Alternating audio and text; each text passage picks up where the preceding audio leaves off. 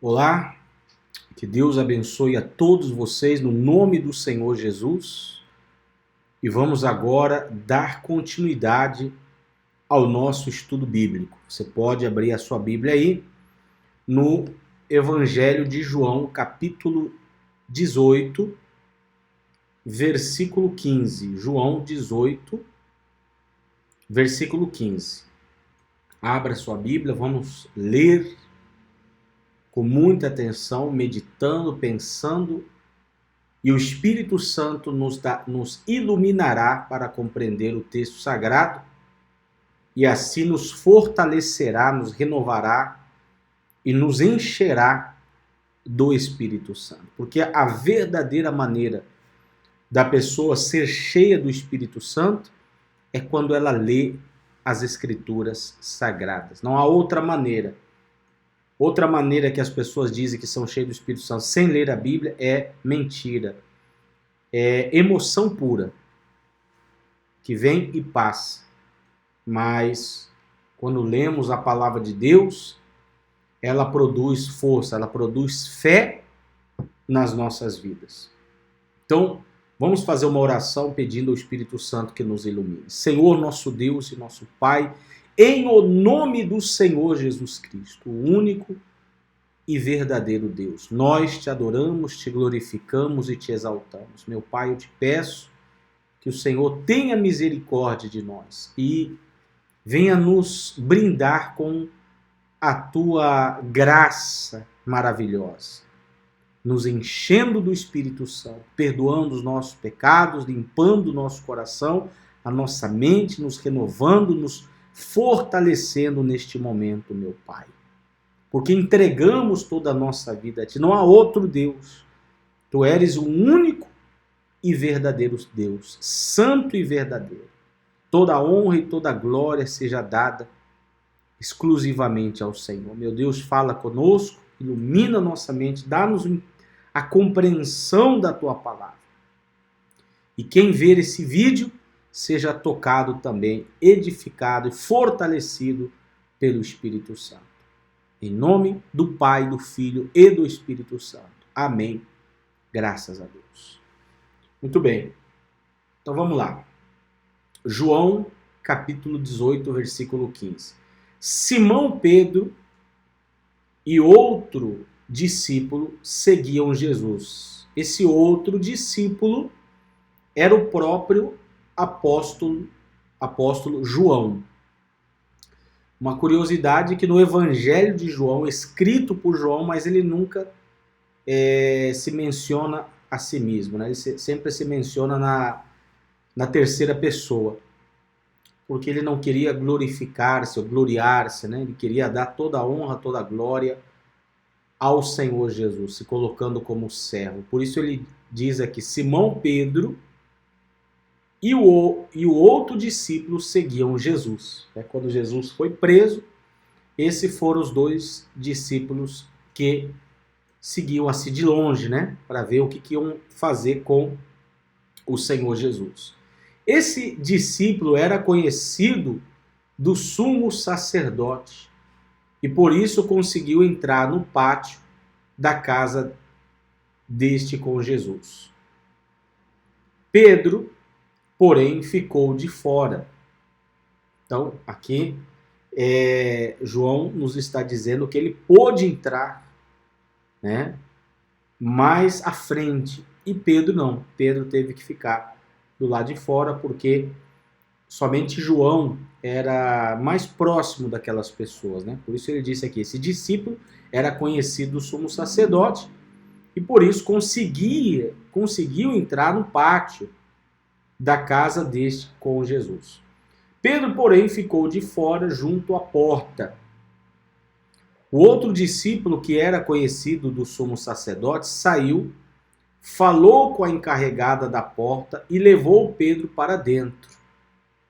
Então a empregada encarregada da porta perguntou a Pedro, você também não é um dos discípulos desse homem? Né? Naquele momento onde os nervos de todos estavam aflorados, Jesus preso, os discípulos dispersos, as ameaças de morte, de prisão, de açoitamento.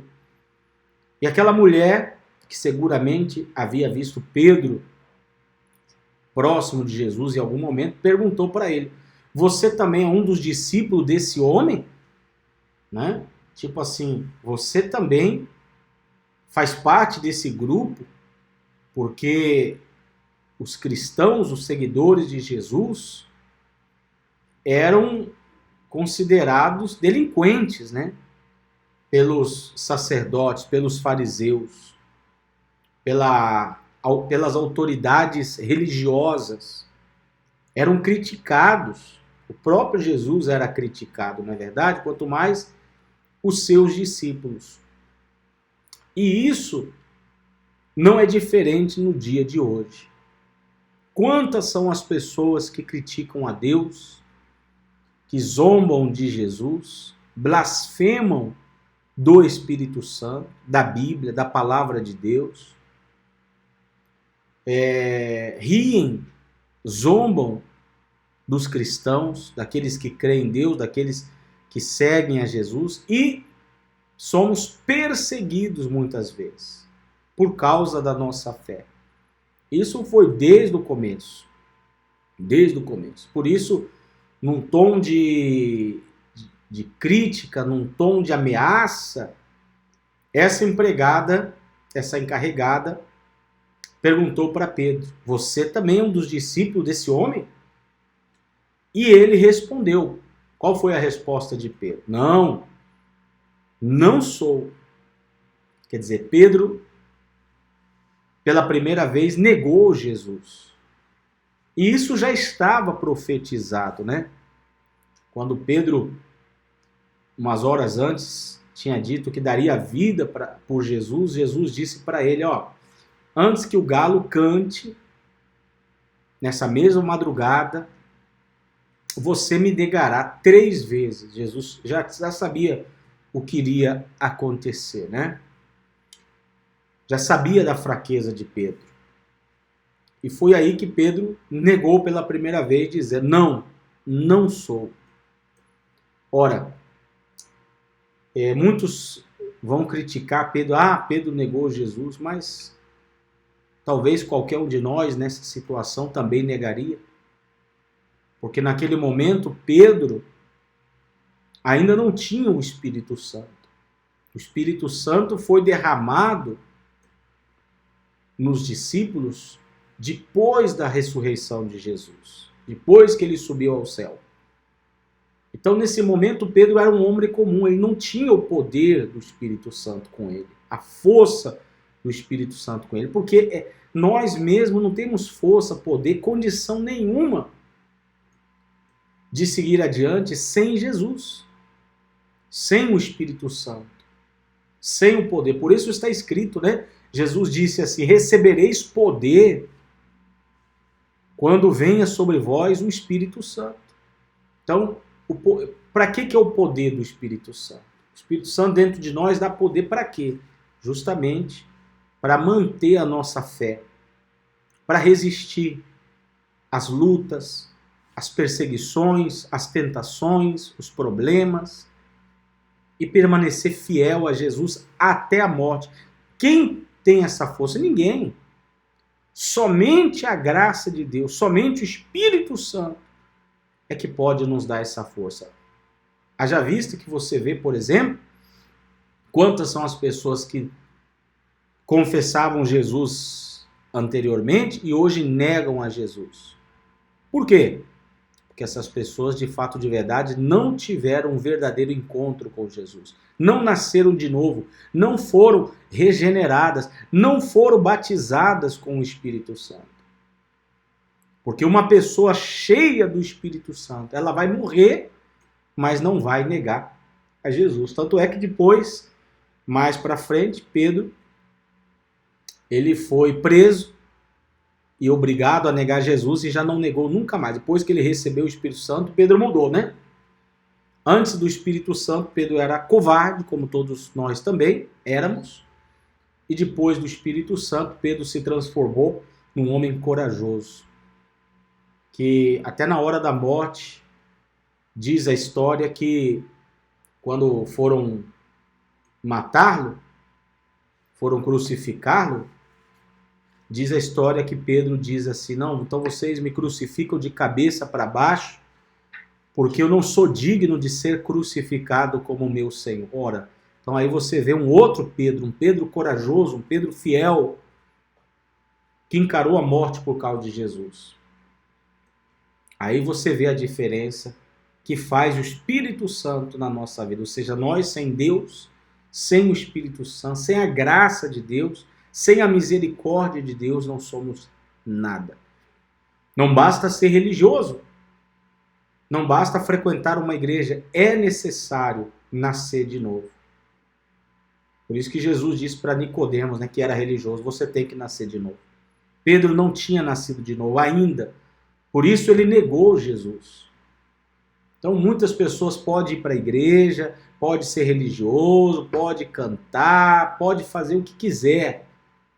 Mas se ela não tiver um verdadeiro encontro com Jesus, quando vier uma luta, quando vier um deserto, uma tribulação, quando vier um problema, certamente essa pessoa negará Jesus.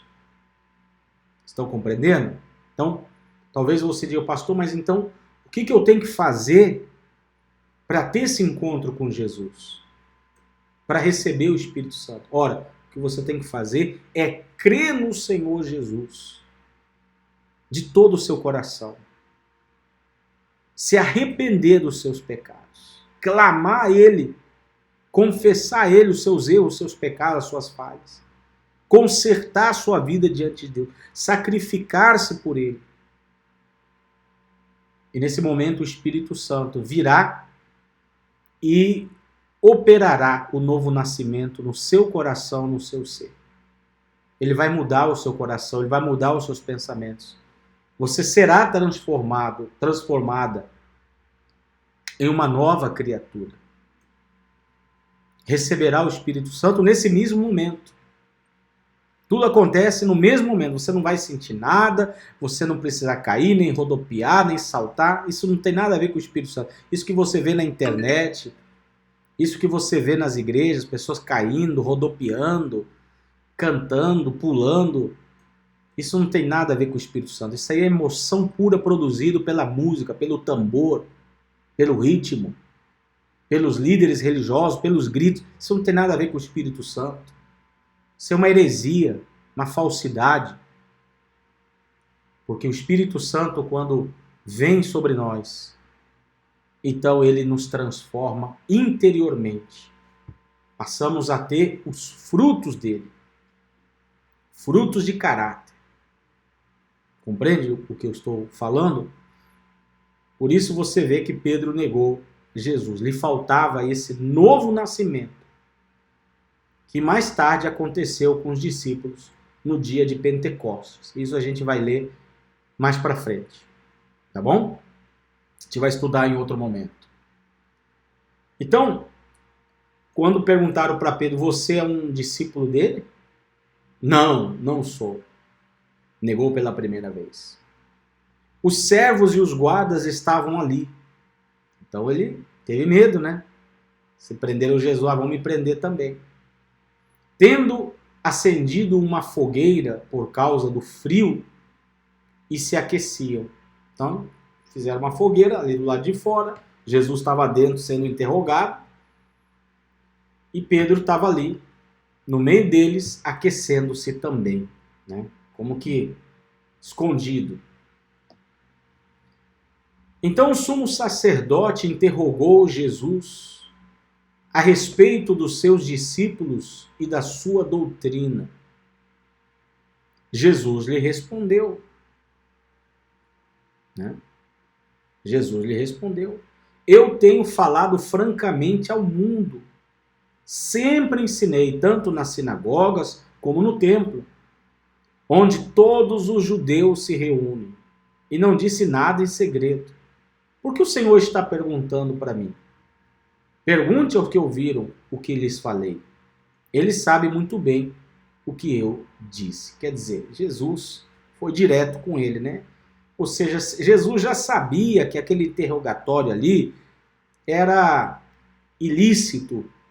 Eles prenderam Jesus na surdina da noite. Eles fizeram, né, uma falcatrua. Jesus não tinha nenhum erro, nenhum pecado, nenhum crime. Eles não tinham nenhuma prova, nada para prender em Jesus, para interrogar Jesus. Tudo aquilo era armado. A intenção dele já estava declarada. Era matar Jesus. Isso já estava dentro deles. Então, quando Jesus escutou que eles ficavam perguntando sobre a doutrina, Jesus sabia que eles não queriam saber de nada, porque Jesus já havia pregado, ele já tinha escutado, e eles não creram. Eles não aceitaram. Jesus falava abertamente. Jesus pregava abertamente em todos os lugares, e eles não queriam crer. Não aceitaram. Em outras palavras, Jesus quis dizer o seguinte: por que vocês estão me perguntando se vocês não creem, não querem crer e não vão crer? Sempre eu estive no meio de vocês pregando e vocês não querem saber de nada. Então Jesus foi direto, sem hipocrisia, porque eles eram hipócritas. E Jesus era franco e verdadeiro. Jesus era franco. Por isso que eu tenho falado francamente ao mundo, ou seja, abertamente, sinceramente. Sinceramente. Porque o Senhor está perguntando para mim? Pergunte aos que ouviram e lhes falei. Eles sabem muito bem o que eu disse. Quando Jesus disse isto, um dos guardas que estava ali deu-lhe uma bofetada, dizendo: é assim que você fala com o sumo sacerdote? Quer dizer, Jesus lhe respondeu: se falei mal, dê testemunho do mal. Mas se falei bem, por que você está me batendo? Então Anás o enviou amarrado à presença de Caifás, o sumo sacerdote. Quer dizer, você vê aí a injustiça, você vê aí a maldade, né, que fizeram com Jesus. E tudo isso já estava profetizado. Isaías, lá no capítulo 53, já tinha profetizado sobre isso. Essa injustiça, essa maldade. E hoje em dia não é diferente, né? Os cristãos, nós vivemos em um mundo de injustiça, de maldade. O que temos que fazer? Seguir na verdade, assim como Jesus seguiu. E um dia Deus fará justiça. Tá bom? Versículo 25. Simão Pedro estava em pé, aquecendo-se. Então lhe perguntaram: você também não é um dos discípulos dele? Ele negou e disse: não sou. Quer dizer, pela segunda vez Pedro negou Jesus. Um dos servos do sumo sacerdote, parente daquele a quem Pedro tinha decepado a orelha, perguntou: não é verdade que eu vi você no jardim com ele? De novo Pedro negou, e no mesmo instante o galo cantou. Assim como Jesus tinha dito, né? Igualzinho, você vê que Jesus é realmente Deus, porque tudo o que ele falou vai se cumprir. Por isso que nós devemos tomar precaução, cuidado ao ler a palavra de Deus, porque tudo aquilo que está escrito vai se cumprir. Vai se cumprir. Por isso é importante meditar na palavra de Deus. Tá bom? Bom, eu vou dar uma pausa. Vou dar uma pausa aqui agora. E no próximo vídeo nós vamos então continuar a leitura do texto sagrado, do texto bíblico. Vamos parar aqui no versículo 27, tá bom? Próximo vídeo continuamos desde o versículo 28. Então, fique com essa palavra, medite nela. Se você não está inscrito no meu canal, se inscreva. Se você puder, compartilhe esse vídeo com outras pessoas. Veja os outros vídeos do canal, porque estamos estudando versículo por versículo e eu tenho certeza que será de grande valia para nós, tá bom? Deus abençoe a todos vocês e até o próximo vídeo.